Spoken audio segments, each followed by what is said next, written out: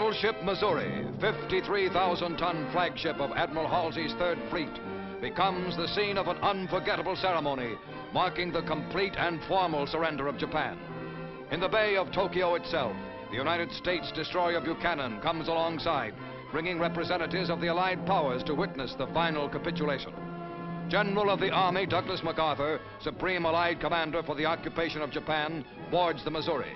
Fleet Admiral Nimitz, Pacific Fleet Commander, and Admiral Halsey welcome MacArthur and his Chief of Staff, General Sutherland, aboard. Admiral Nimitz escorts General MacArthur to the Missouri's veranda deck, where the 20-minute ceremony is to take place. It is Sunday, September 2nd, 1945.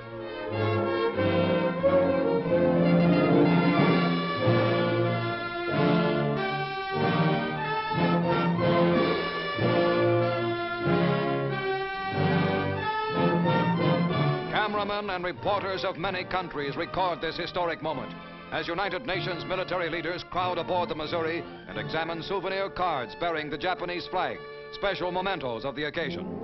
And now, in a Navy launch, the Japanese surrender party arrives.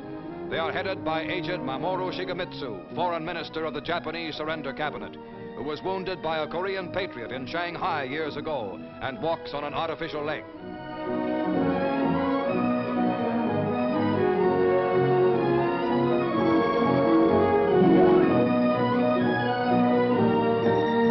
The Japanese delegation lines up on the opposite side of the surrender table from the Allies.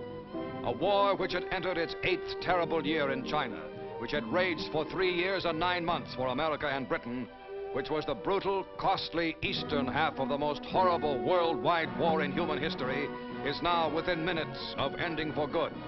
General MacArthur speaks. We are gathered here, representatives of the major warring powers, to conclude a solemn agreement whereby peace may be restored.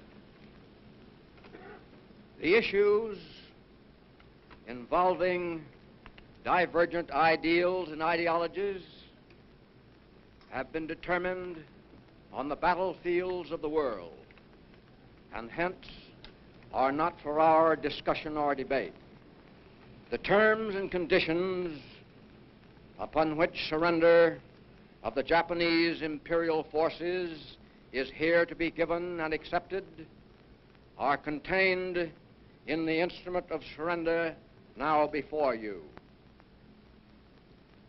As Supreme Commander for the Allied Powers, I announce it my firm purpose, in the tradition of the countries I represent, to proceed in the discharge of my responsibilities with justice and tolerance, while taking all necessary dispositions to ensure that the terms of surrender are fully, promptly, and faithfully complied with.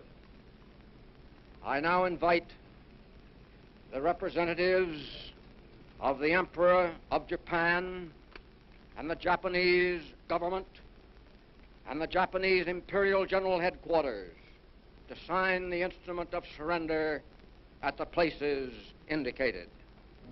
Mr. Shigemitsu comes to the surrender table. These dramatic first pictures were made by newsreel war correspondents and Army and Navy cameramen and were specially flown back from Tokyo. The time is 9:05 a.m. The Japanese have been on board exactly 10 minutes.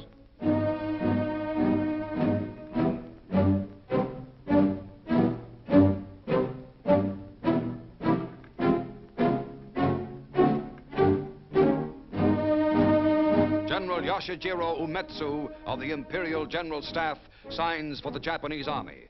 The surrender documents, by which Japan agrees to lay down arms completely and to obey all Allied orders issued by General MacArthur, were printed by the Army on rare parchment found in a basement in ravaged Manila.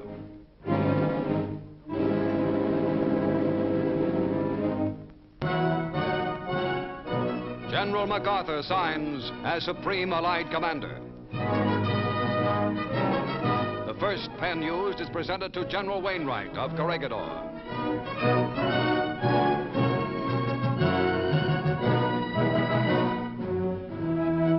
The second pen to British General Percival, commander at the surrender of Singapore. MacArthur uses 6 pens in all, affixing what will be the most important signature in Japan to the document that ends permanently that nation's regime of terror and aggression.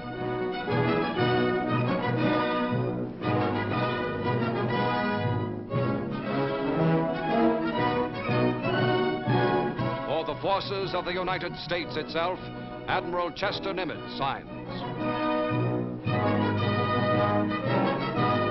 Behind Nimitz are the Third Fleet's Admiral Halsey and Admiral Sherman, famed amphibious commander.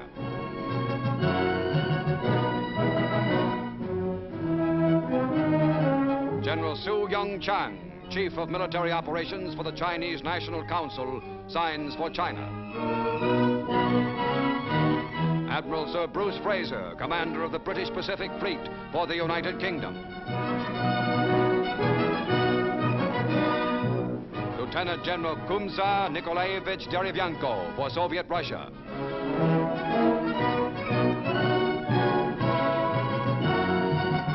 General Sir Thomas Blamey for Australia.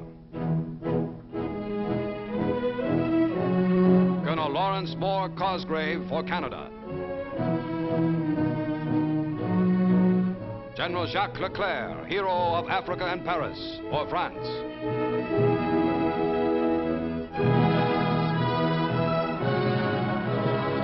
Admiral C.E.L. Helfrich for the Netherlands.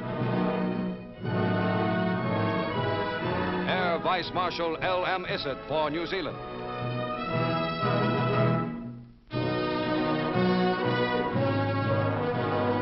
Concluding the brief history-making ceremony, General MacArthur expresses a wish. Let us pray that peace be now restored to the world and that God will preserve it always. These proceedings are closed. Swarms of United States aircraft fly in formation overhead as the ceremony ends. The final United Nations victory has been won. The war is over. Peace is here.